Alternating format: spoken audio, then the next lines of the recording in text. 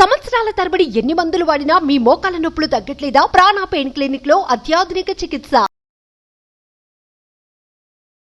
నమస్తే శశికాంత్ గారు. నమస్తే ఉషా గారు. చాలా మంది ఎక్స్ట్రా మ్యారిటల్ అఫైర్ పెట్టుకుంటూ ఉన్నారు. దానికి సంబంధించి ఒక ఆవిడ రీసెంట్గా మనం చేసిన ఎపిసోడ్స్లోనే ఒక కామెంట్ చేయడం జరిగింది. నా హస్బెండ్ ఎక్స్ట్రా మ్యారిటల్ అఫైర్ పెట్టుకున్నారు, ఆ విషయం నాకు తెలుసు. ఎప్పుడైతే నాకు తెలిసింది అని తనకు తెలిసిందో మానసికంగా ఫిజికల్గా నన్ను టార్చర్ పెడుతూ ఉన్నారు.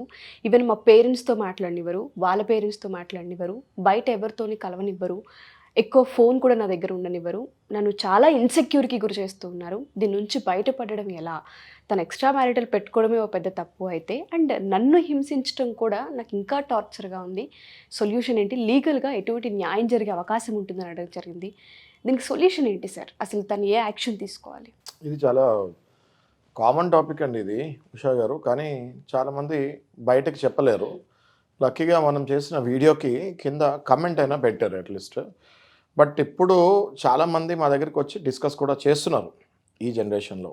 ఇంతకుముందు వచ్చేవాళ్ళు కాదు బయటికి, ఇప్పుడు ధైర్యంగా మహిళలు మన వీడియోలు చూసిన తర్వాత, స్పెషల్లీ మనం కొన్ని వందల వీడియోలు చేసాము ఫ్యామిలీ మీద, ఇది చూసిన తర్వాత చాలామంది వచ్చి నన్ను కలుస్తున్నారు కూడా. Thanks to you and Suman TV.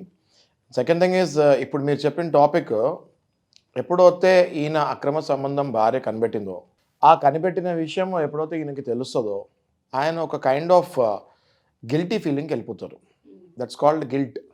అంటే దొరికితే దొంగ, దొరకపోతే దొర అంటారు కదా. ఇప్పుడు మరి దొరికినప్పుడు దొంగ అని తెలిసినప్పుడు ప్రతి క్షణం ఇంకా ఆవిడ కళ్ళల్లో పెట్టి చూసే ధైర్యం కూడా భర్తకి ఉండదు. అలా చూసినప్పుడల్లా ఆమె అదే కళ్ళతోటి చి అని అంటాం కూడా వీడికి కనిపిస్తూ ఉంటుంది. కాబట్టి దొరికితే దొంగ అంటారు. కాబట్టి దొంగలు ఏం చేస్తారంటే దొరికినప్పుడు ఈ అక్రమ సంబంధం పెట్టుకొని, నేను ఎందుకు దొంగలు అంటున్నానంటే, మీరు ఇష్టం లేకపోతే మీ వైఫ్ హిందూ సాంప్రదాయం ప్రకారం, మన హిందూ మ్యారేజ్ యాక్ట్ ప్రకారము మీరు డైవర్స్ ఇచ్చి ఇంకో పెళ్లి చేసుకోండి. అంతేగాని రోజు ప్రతి క్షణము ఎవరితోనో అక్రమ సంబంధం పెట్టుకొని మీ భార్యని మోసం చేస్తూ బతికే బదులు, దానివల్ల ఆమె కూడా మెంటల్ డిప్రెషన్కి వెళ్ళి ఆమె లైఫ్ స్పాయిల్ అయిపోతుంది కదా. సో ఓపెన్గా నాకు నువ్వు ఇష్టం లేదు, నేను డైవర్స్కి వెళ్తున్నాను అని చెప్పు. ఒకవేళ ఆమె ఓకే అనుకుంటే ముందుకెళ్ళండి, లేదు అనుకుంటే కంటెస్ట్ చేయి కోర్టులో, రీజన్స్ చూపి డైవర్స్ తీసుకో. నీకు ఎవరి ఇష్టమో వాళ్ళని పెళ్లి చేసుకో, లేదా డైవర్స్ అయిపోయిన తర్వాత నీ గాలి తిరుగుడు నువ్వు తిరుగు. అంతేగాని ఒక రిలేషన్లో ఉంది, ఒక సంబంధంలో ఉండి భార్య అనే రిలేషన్కి ఎంటర్ అయిన తర్వాత ఇంకొక మహిళతో అక్రమ సంబంధం పెట్టుకుంటే అది అడల్టరీ కిందకు వస్తుంది. అడల్టరీ అనేది సెక్షన్ 497 ఉషా గారు, మనం చాలాసార్లు చెప్పుకున్నాం. సెక్షన్ 497 ఐపీసీ అన్నది రద్దు చేస్తాం జరిగింది. అవును, మీరు చెప్పినట్టుగానే సార్, ఒకవేళ ఎక్స్ట్రా మ్యారిటల్ అఫైర్ పెట్టుకున్న తర్వాత తన జలసాలు తను చేస్తూ, తన ఆనందాన్ని తను అనుభవిస్తూ, ఇంటికి వచ్చిన తర్వాత భార్యని చిత్రహింసలకు గురి చేస్తూ, పైగా మళ్ళీ ఈవిడ్ని కూడా అనుమానిస్తూ మానసిక హింసకి గురి చేస్తున్నారంటే ఎలా? అంటే లీగల్గా ఎటువంటి స్కోప్ ఉంటుంది తను బయటపడడానికి? మీరు కరెక్ట్ కోఇన్సిడెన్స్ అనుకోవాలి. నిన్ననే నా దగ్గరికి ఒక క్లయింట్ వచ్చారు. ఓకే, పేర్లు తీలేం కానీ మ్యాటర్ ఏంటో చెప్తాను నేను మీకు. ఓకే, హస్బెండ్ నెలకి లక్షల్లో సంపాదిస్తున్నాడు, సంవత్సరానికి దగ్గర దగ్గర ₹1,00,00,000 పైన సంపాదిస్తున్నాడు హస్బెండ్. మంచి పొజిషన్లో ఉన్నాడు హస్బెండ్ వయసు 55+, 58 ఏళ్ళు. ఓకే, వైఫ్ దగ్గర 52, 53 ఏళ్ళు. గత 20 సంవత్సరాల నుంచి హస్బెండ్ ఇట్లా అక్రమ సంబంధాల్లోనే ఉన్నాడు. ఈమె చూస్తూ భరించింది. ఈమెతోటి ఎటువంటి ఫిజికల్ రిలేషన్ పెట్టుకోలేదు ఈయన. పిల్లలు పుట్టిన తర్వాత కొన్నేళ్ల తర్వాత ఈమెతోటి ఫిజికల్ రిలేషన్ అనేది కంప్లీట్గా ఆపేశాడు. కేవలం బయట మహిళలతోటి ఫిజికల్ రిలేషన్ పెట్టుకొని ఈజ్ కంటిన్యూయింగ్ ఈజ్ లైఫ్. అయితే ఈ విషయం క్లియర్గా ఆమెకు తెలుసు.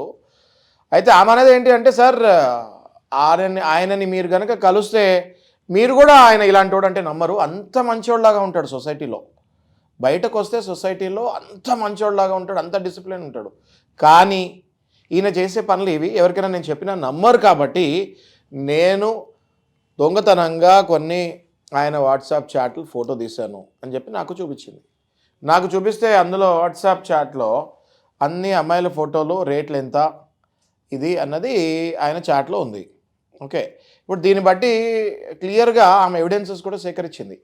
ఈ ఎవిడెన్సెస్ ఆమె కావాలంటే ఎప్పుడో సేకరించేది, కానీ తనకి 2 పిల్లలు, వాళ్ళు పసిపిల్లలు అప్పుడు, ఇప్పుడు ఎదిగారు.